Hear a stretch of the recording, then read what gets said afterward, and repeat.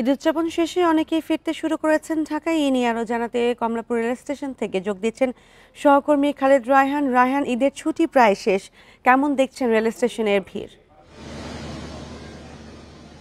Bundle থাকলে প্রতি সেনমানিতে টাকা বাঁচবে। বিকাশ সেনমানি বান্ডেল কিনে জিতুন প্রতি লেনদেনে। দেখুন, ঈদুল ফিতরের মতো এবার ঈদুল আজহাতেও লম্বা ছুটি, ঈদের ছুটি কিন্তু এখনো কয়েকদিন বাকি রয়েছে, যার ফলে ঢাকায় ফেরার যে মানুষের সংখ্যা তার চেয়ে ঢাকা ছেড়ে যাওয়া মানুষের সংখ্যাই কিন্তু বেশি। আমি সকাল থেকে কমলাপুর রেল স্টেশনে রয়েছি।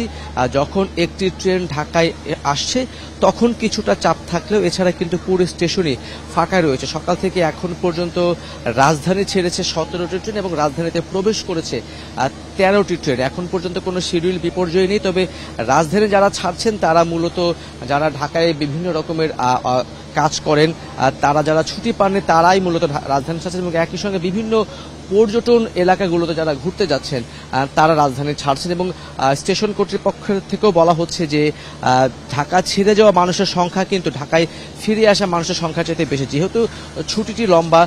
সরকারের ছুটি শনিবার পর্যন্ত রয়েছে এবং বেসরকারি বিভিন্ন প্রতিষ্ঠান ধাপে ধাপে খুলবে।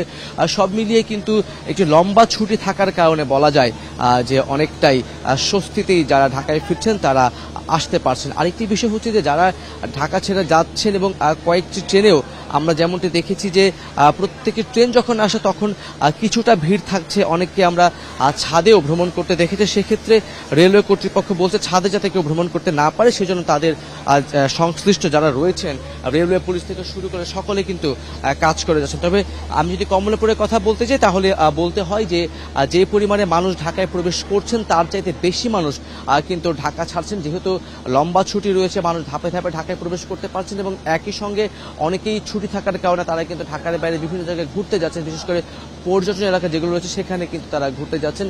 মোটামুটি স্বস্তির যাত্রাই বলা যায়। এখন পর্যন্ত কোনো ট্রেনের শিডিউল বিপর্যয় নেই, যারা আসছেন তারা স্বস্তি প্রকাশ করছেন। ঈদের ছুটি শেষে রাজধানীতে ফিরছে মানুষ এবং সে বিষয়ে জানাচ্ছিলেন সহকর্মী খালেদ রায়হান।